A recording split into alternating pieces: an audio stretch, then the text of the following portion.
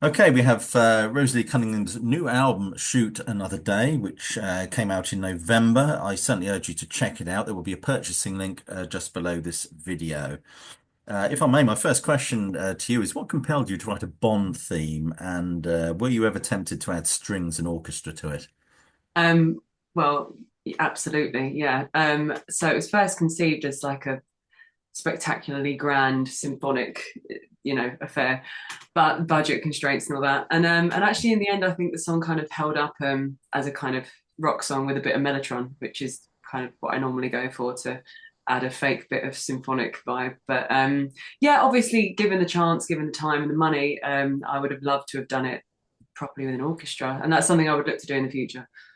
I'm impressed you've got a Mellotron. Is that like the original old sort of Mellotron? No, actually, so this just a sample pack thing. But previously, every other record apart from this one that I've done, I've always used a real Mellotron.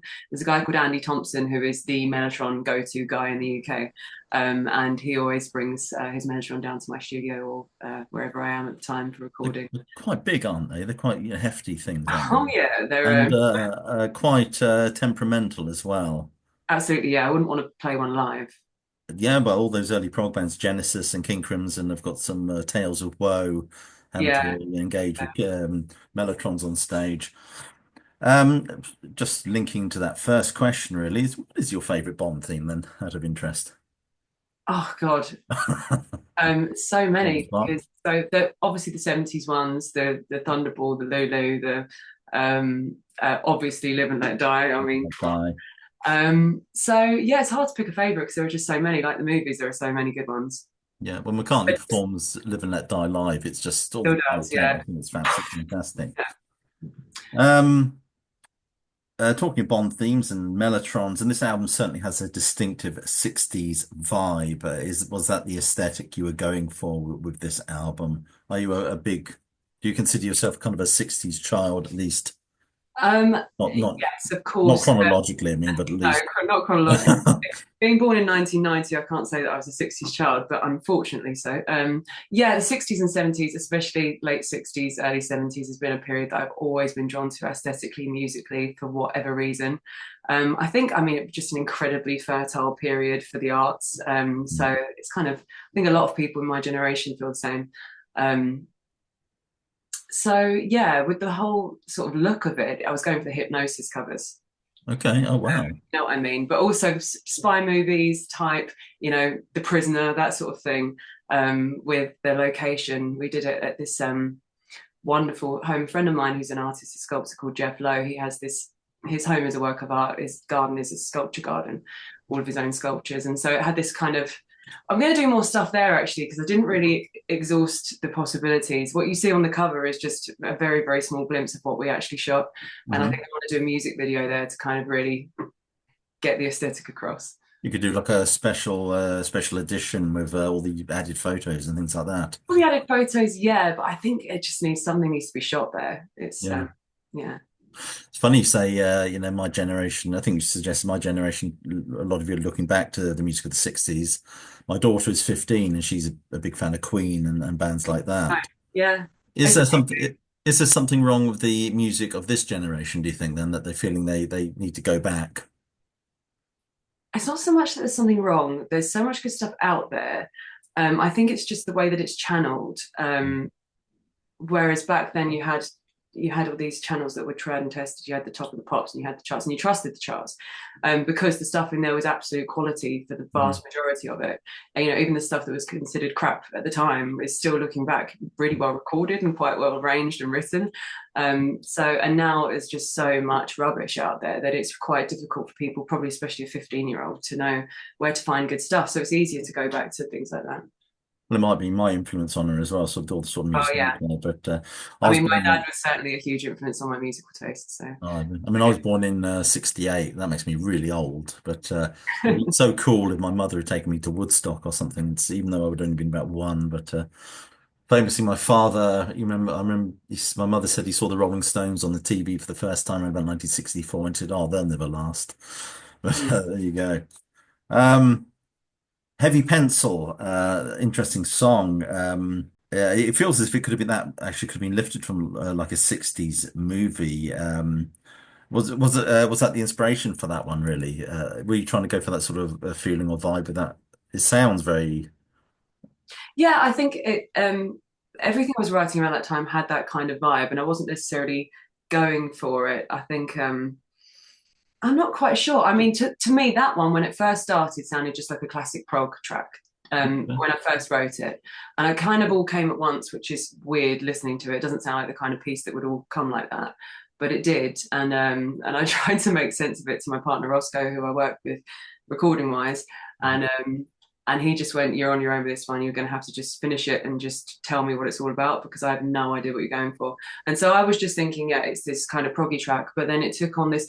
I think especially when Ian from Gong, so Ian East, the saxophone player, woodwind player from Gong, got yeah. involved, and what he added really took it into this kind of sleazy '60s club vibe, jazz club Okay. kind of vibe. And yeah, I was going in a more jazzy direction than a kind of Genesis direction, if you know what I mean. So more like Egg or something like that. Well, my daughter heard it when I was playing it yesterday, and you might be insulted by this, I don't know, but she says, "Wow, it sounds like something from Austin Powers." Yeah. Absolutely. And also that's hilarious because I never intended to be so on the nose with the Bond thing. And then once I, especially with a song like that, with the flute lines and everything, it is so Austin Powers, and I'm aware of that. But the thing is, I grew up absolutely adoring those movies, and they probably turned me onto the '60s just as much as the actual music from the '60s. Yeah, yeah, absolutely. I mean, I don't know, it's got a very 60s theme, this interview, but I've got to ask you, I love reading music biographies. I'm just reread Pete Townshend's biography, Who Am I? And he says Sgt Pepper and Pet Sounds redefined music in the 20th century. To what extent would you agree with him? Absolutely. Completely. I think they're the classical music sort of benchmarks of our time of the 20th century. They're the Bach pieces and things like that. They just created everything we know about rock and pop now, I think. You know, that's a sweeping statement, and I know so many people have said it in different ways, but it really is true. Well, Sergeant Pepper was like a line in the sand, wasn't it? I don't think anything was the same after that. I mean, it's for a It was, band just to give up touring and just go into a studio like that. It was. and spend that much time. But so many bands were doing it around the same kind of time, so you can't say they invented the wheel or whatever. It was obviously Oh something. yeah, absolutely, Yeah. absolutely. I was just So, saying, yeah. Brian Wilson, when he wrote California Girls, he said he was playing on the piano and the melody was forming above him, above the piano, Mm. really, which is genius or LSD. I don't know which one you can attribute it to, maybe. Well, I think it's obviously genius because far before LSD was involved, he was a genius. Yeah, yeah, yeah. Trying to read my own writer. You were the principal songwriter or the main songwriter or the only songwriter, I don't in person. I saw you guys live at the Rambling Man Fair a few years ago. Do you find now making music without a band attached to you, so to speak, do you find it a lot easier? Your life has become a lot easier creatively. Well, the writing recording process is much the same. Um, that was never influenced too heavily from the members of the band, who were mostly not always, it varied at different times in the band and stuff, but it was mostly my sort of vehicle for my songs, and I didn't get too involved with the writing or recording side of things, apart from every now and then, and a couple of them, not all of them. And okay, so that part is very much the same. It's difficult to say because then now I also have a live band that I have such camaraderie with. They're almost like family to me now, much like I have with Purson. So that again, I've still got that live band thing. Yeah. And the only thing that's really different is I'm not with a label. It's very independent. We've got a little cottage industry situation going on with me and my partner. We release the records, we run the merch from home, we have complete creative but also administrative control. So Yeah. it's a lot more hard work, but I know where all the money's coming from, and so there's some security there. There's a lot more money there. There's a lot more just knowing where things are going. Whereas before I was kind of just drifting. But I was in my early 20s, I didn't really know what was going on. It was just like point me to the stage kind of thing. So yeah, I think it's just growing up really. Other than that, it's not that much different. I don't feel like a different kind of sense of responsibility to the fan base or anything, being a solo artist or being in a band. It's just me making my music. Yeah, yeah. I mean, Marillion, of course, famously when they were dropped by EMI after the what was it, Afraid of Sunlight album. I think they went to Castle Communications, but eventually they became self-sufficient, so to speak. What do they call it? Self-funding. What do they call it? Where you do it all They yourself. crowdfunded a lot of things. Yeah, They that's also it. they were Crowdfunding. the one of the first people to run their own sort of like Patreon kind of Yeah, situation. and it's been incredibly successful for them. But I suppose doing it yourself like this, you have to fork out for the public publishing and things like that. Manufacturing, well, I mean, okay, so it's not entirely by us. We do the vinyl, we manufacture the vinyl and sell that from home. That's the only place you can get the vinyl, apart from if you come to a show.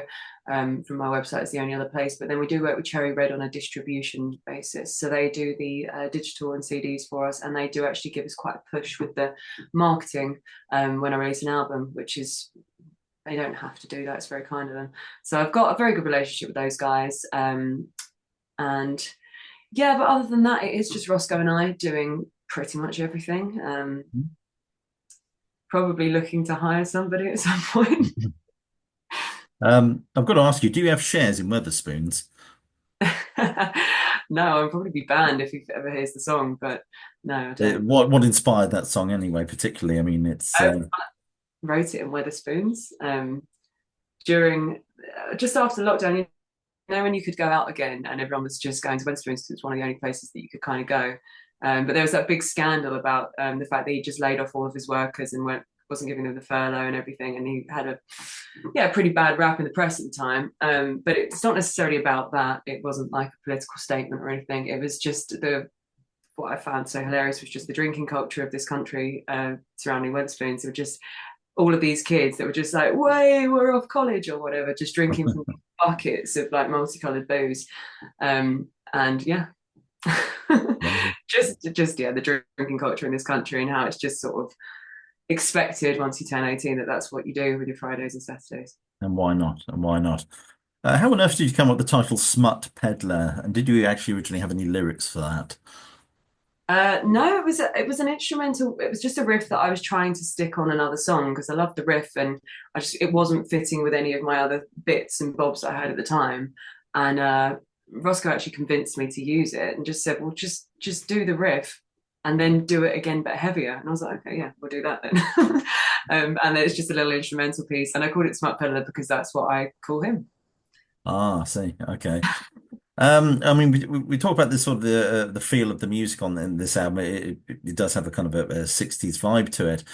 Did you use any kind of authentic instrumentation? And I mean, we mentioned Mellotron. It wasn't a real Mellotron on this album, No, was that it? was a sample pack actually. It was so I have yes, it is a real Mellotrons, but it's just sampled. But other than that, it's virtually actually entirely all authentic. No other digital instruments on it. That was the only digital instrument on it. So everything else is real. Everything else goes through all analog processing before. I basically just use the DAW, I use Logic, and I kind of just use that as a tape machine. So I try and do as little, I mean, I use it for editing, of course, but as little in the box as possible. I mean, there was actually no plugins whatsoever. It was all just outboard gear and a long trial and error process of because we recorded it all at home. So I didn't have the restraints of sort of being on the clock and having to pay for infinite studio time.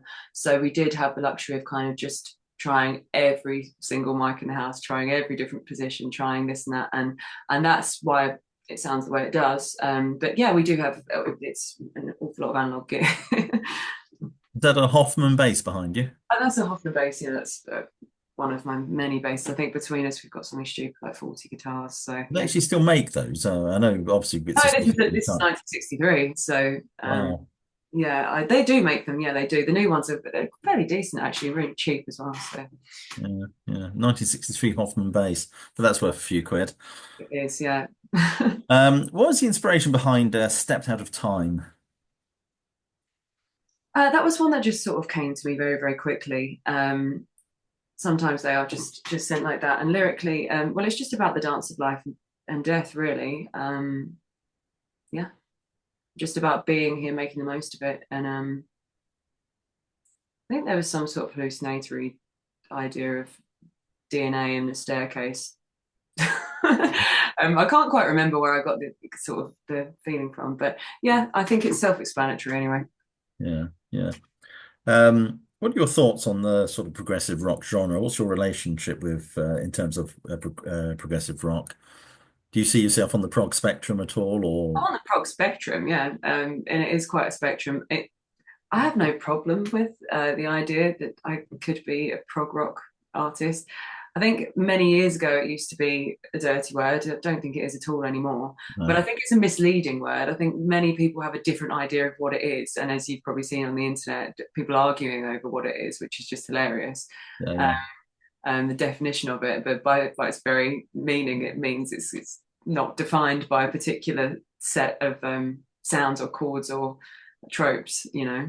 yeah. Um, so yeah, I love traditional 70s prog, all the traditional 70s prog bands. I love that, and I think now it's less my bag than it was back then. Huh? Sort of modern prog thing is less my sort of thing.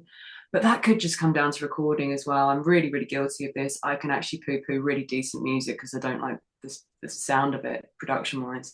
Yeah. What would you say your favorite prog album is? Oh God. Okay. So well, it's obvious, but just King Crimson and Genesis are my two big faves. So King Crimson, okay, well the first two also have a strong connection with Red. I really, really love Red. And Genesis, Foxtrot and Land Lies Down. Okay, okay. I've one last question I was going to ask you. I ask this to everybody, by the way. It's just such a great question. Frank Zappa said, "Jazz isn't dead; it just smells funny." Given the state of sort of classic rock now, with a lot of sort of these legacy bands playing to backing tracks and miming, how healthy do you think rock and roll is? Well, not everybody does that. I think people do that now because everybody, especially bigger acts, have to play things so safe because Yeah, everybody's got phones, everybody's putting everything on YouTube or whatever platform. You really can't afford to be making mistakes, and that makes you way less vulnerable on stage, which is a bad thing for rock and roll. yeah. Um, but it's still out there. There's so many good bands still out there at so many different levels. But I'm talking about, like you say, the bigger acts where they really can't afford to be making mistakes. I get why they're doing it, but yeah, I would never be playing to a backing track. Um, so live music, I mean, if they are playing the backing tracks on, then live music ceases to be live music, really. Okay, not necessarily. I think what I said there was not quite true. It depends on the piece of music. Yeah. Um, a friend of mine has just joined a band who's, actually, so it's a band called Unclassed in the Deadbeats, and the bass I player. saw them. I saw those guys. Yeah, so we I used saw to them play. supporting Black Sabbath many years Oh ago. wow, yeah, what a gig that was. Um, Yes. I didn't see it, but lucky those guys. But Mm. so we were on the same label, Rise Above, a long time ago, and since then we've kind of like been in and out of each other's loops. So their old drummer joined my band, and my old bass player joined their band, and now my old guitarist has joined their band as well for this tour of this concept album that they've done, Mm. based on an imaginary movie. Um, and so that is done to a backing track because it's like there's a lot of dialogue and there's like a lot of soundscapey stuff that can't be recreated without them being on a click because then dialogue has to come in at certain times. And I'm Yeah. actually going to see it at Alexandra Palace on Friday. Really looking forward to that. But so things like that, if it's got an artistic reason behind why it's on a track, then it's understandable. Yeah, But I okay. think if it's just straight rock and roll, it's just fucking lazy. Well, there are also a lot of singers getting to a certain vintage, shall we say, that perhaps just cannot perform vocally True, but stuff then they recorded when they were in their 20s, you know. But then if they've got the budget for it, you can get fantastic backing singers and Or just lower the key of the songs, maybe, if you can. or Or load of kids songs, yeah. But yeah, I mean, just supporting musicians can help that, can't they? I mean, listen to Macca now; his whole band are singing under him. yeah, The yeah. entire band are singing the lead line with him. Um, so yeah, there are things you can do that mean you It's can funny, sing. Meatloaf used to go out. He said, I can't sing anymore. I've got these great lady vocalists at the back that are doing a lot of the heavy lifting for me, which was Yeah, kind of a sense of honesty, and I think the audience is just with him anyway. Anyway, thank you so much for spending some time with me. Best of luck with this new album. Best of luck with the tour, and I definitely will catch you live at some point in the near future. All right, Anyway, cheers. all the best. Thank you very much. Bye bye. Good night.